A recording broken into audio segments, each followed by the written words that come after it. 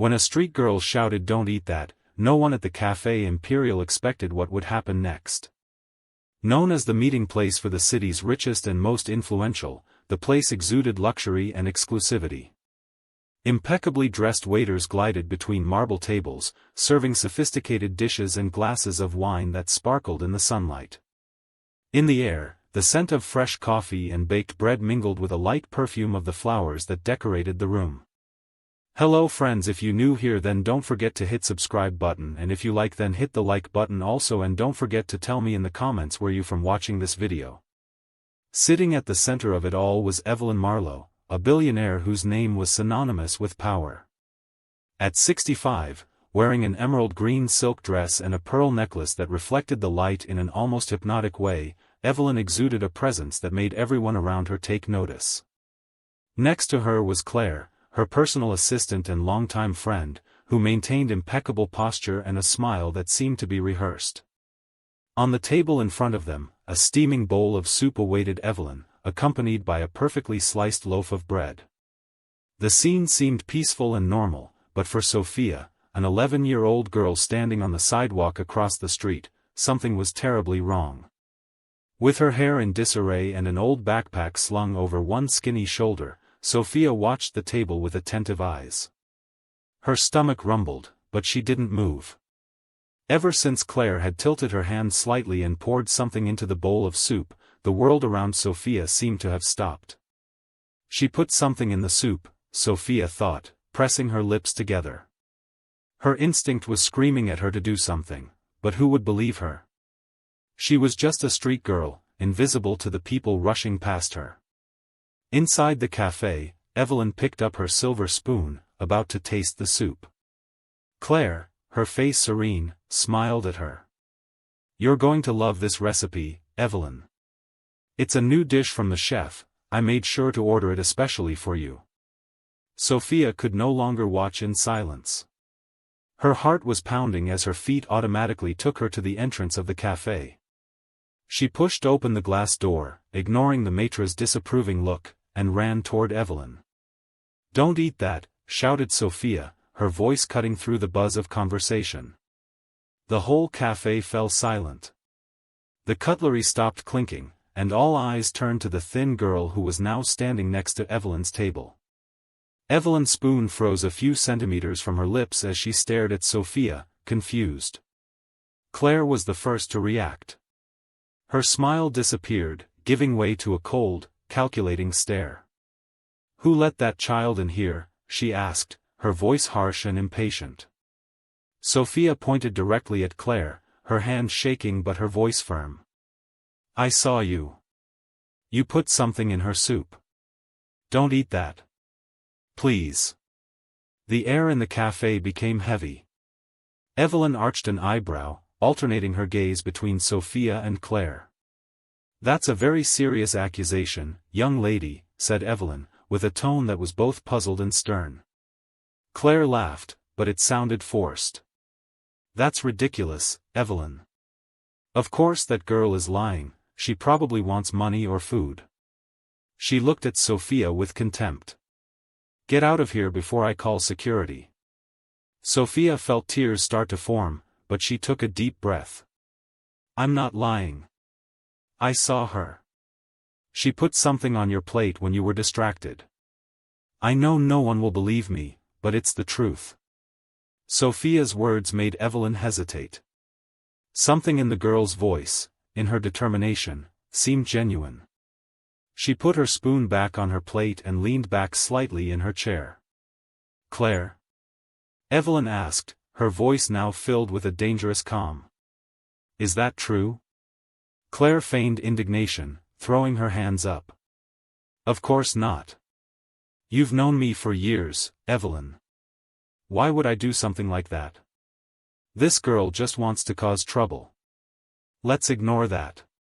But the whole café was watching. Murmurs began to spread around the tables, and some people started whispering to each other. Sophia looked around, feeling the weight of the stares, but refused to back down. "Get someone to test the soup," Sophia insisted. "A doctor, a laboratory, anything. But don't eat it, you could die. Evelyn narrowed her eyes for the first time. Claire looked nervous, gripping the arm of her chair so tightly that her fingers were white. Evelyn noticed this, as well as the fact that Claire was avoiding her gaze. "Why are you so tense, Claire?" asked Evelyn, her tone cutting and calm. "Because this is all ridiculous," exploded Claire. "She's just a street girl. Let's not waste our time with this." Sophia stepped forward, pointing at the plate. "If you don't believe me, then eat it yourself." The challenge left Claire speechless for a moment. She looked at the plate, then at Evelyn, and slumped back in her chair. I don't need to prove anything to anyone," said Claire, her voice wavering. The maitre d', who had been watching the scene from afar, finally approached.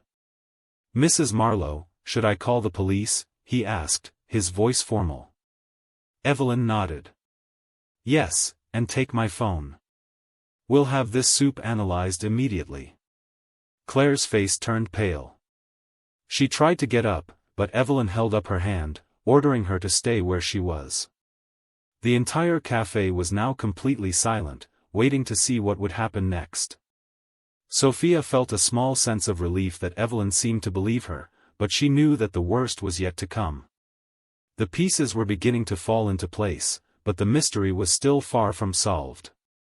The sound of the police siren echoed down the street as the murmurs in the Café Imperial grew louder. Evelyn remained seated, her posture rigid, her eyes fixed on Claire. The air was charged with tension. Claire tried to keep her composure, but the sweat on her forehead betrayed her nervousness. Sophia stood to the side, feeling the weight of everyone's attention, but with her eyes firmly on the billionaire.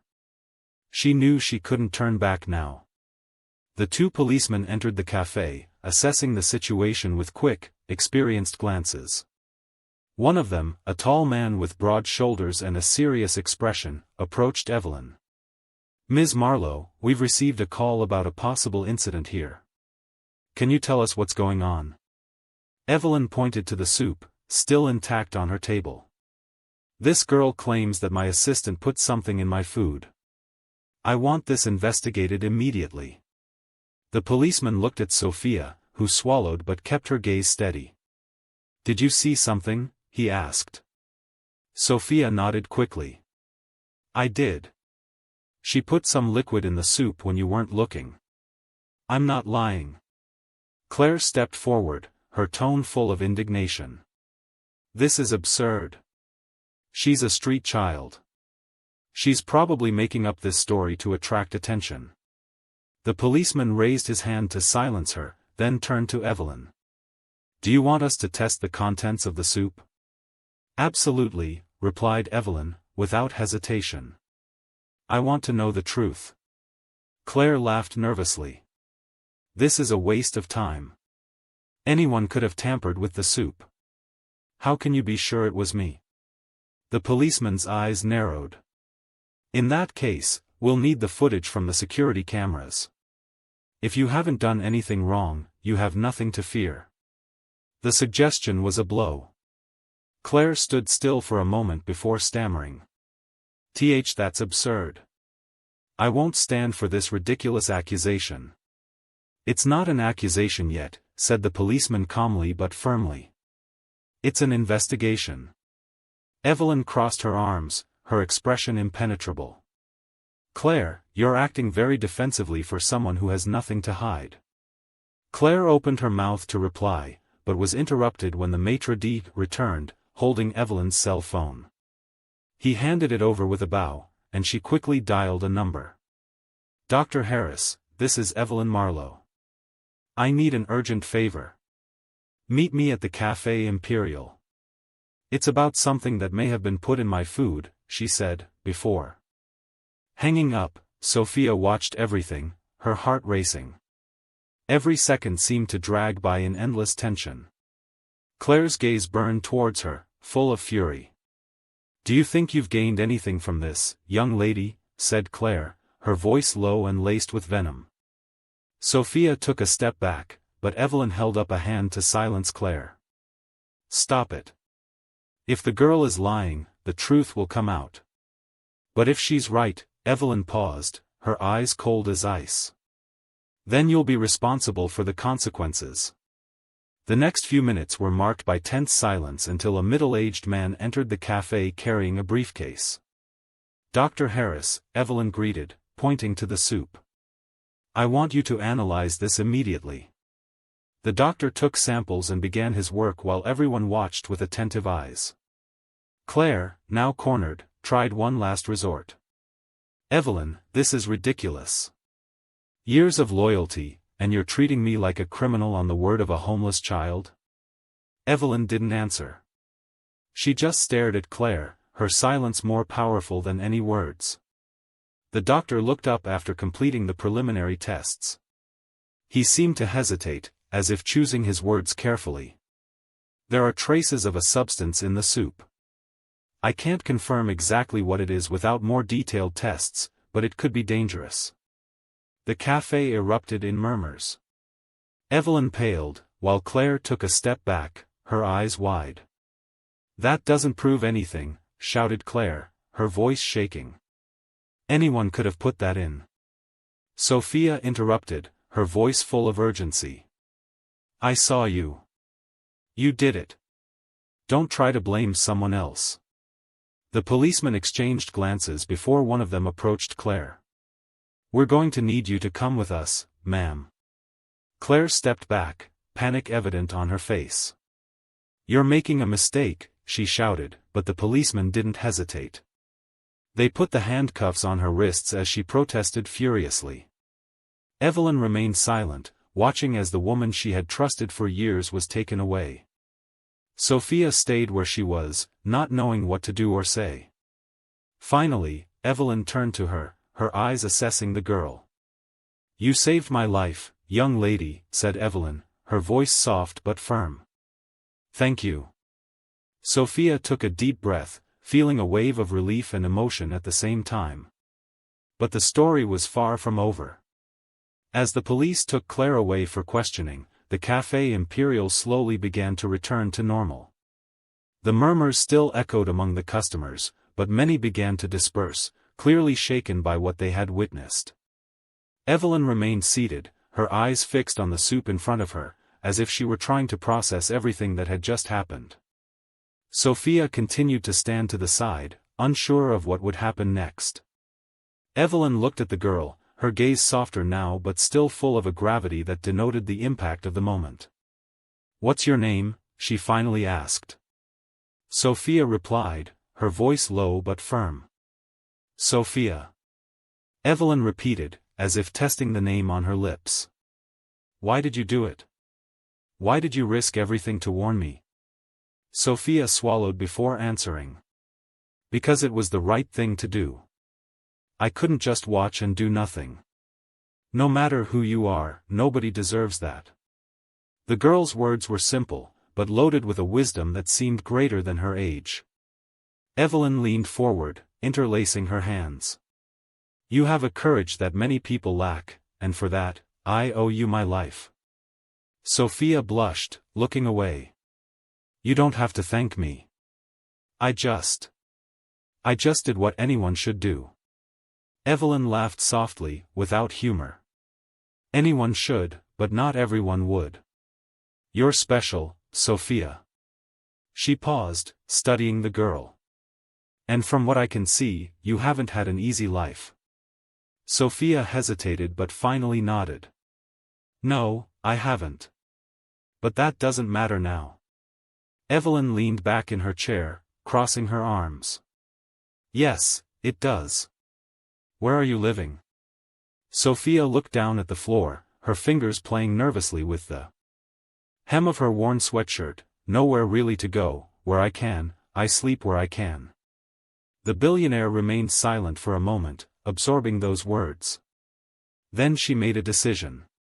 "This ends today." Sophia frowned, confused. "What ends?" Evelyn lifted her chin, her tone now resolute.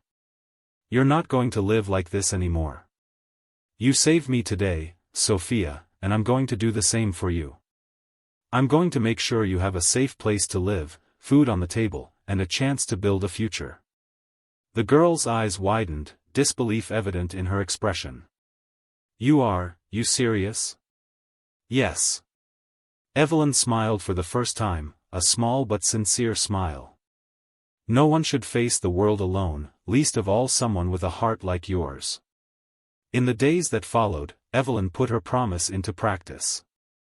Not only did she provide a safe place for Sophia to live, but she also took care of her education and well-being. News of the incident at Café Imperial spread quickly, and Sophia's courage was recognized by many. Journalists even wrote about the brave-hearted girl who saved the billionaire. Meanwhile, Claire faced the legal consequences of her actions. Her attempt to harm Evelyn revealed deeper secrets about her envy and greed. But for Evelyn, the focus was no longer on Claire or what she tried to do, it was on Sophia, and the opportunity to repay the selfless gesture that had saved her life. One day, as they walked together in the garden of Evelyn's mansion, Sophia looked at her with shining eyes. "Why are you doing all this for me? I'm just some girl." Evelyn stopped and bent down to Sophia's height. "You're not just a girl. You're the reason I'm alive today. And more than that, you reminded me that a person's value is not in how they look or how much money they have, but in what they are willing to do for others."